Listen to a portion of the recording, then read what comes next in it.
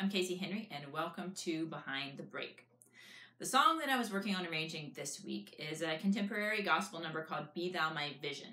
Now, this is a really slow song, and it has a bit of an odd rhythm to it. It's in kind of a 3/4 time, or definitely a waltz type rhythm, but very, very slow.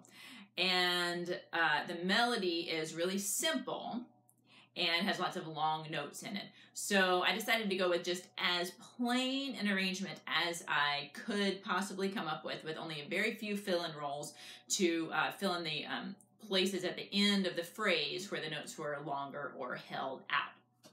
Now, even within that, there's lots of choices to be made about how to get certain notes. So, for example, the first phrase, as I ended up with, was this.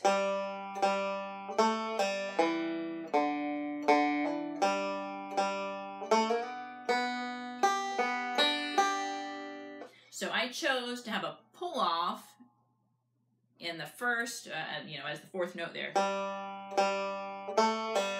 the third and fourth notes, they're a pull-off. And then a hammer-on later on the fourth string.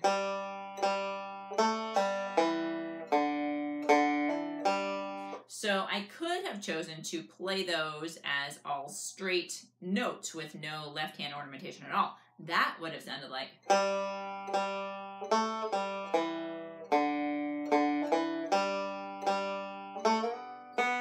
So sounds okay, a little bit plainer. I was trying to give the playing of it a little bit of character, a little bit of banjo-y character, and not just like straight note playing for all the other ones. The next thing I did was this slide here. Sliding up from this second fret on the third note to the B note. I did this 2-fret slide because I thought it was a nice, just a nice segue into that note. This note's kind of long. It would have been too plain, kind of boring, to not have any flow there.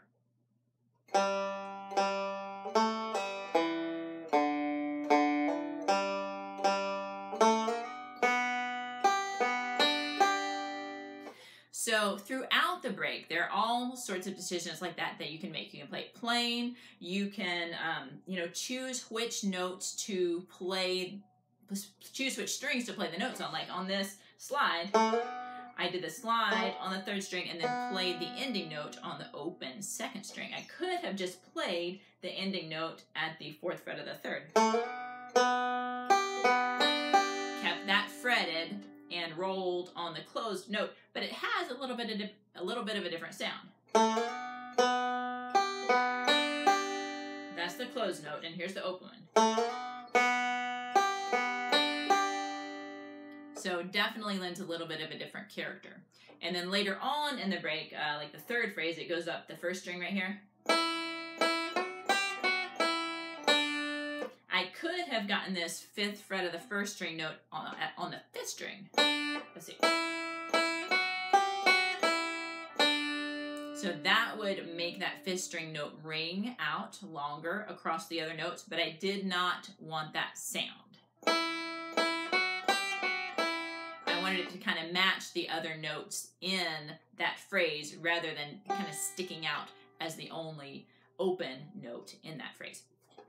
So although this break sounds simple, especially when you listen to it, and it's fairly simple to learn and play, I would think. I haven't tested it out on any live students yet.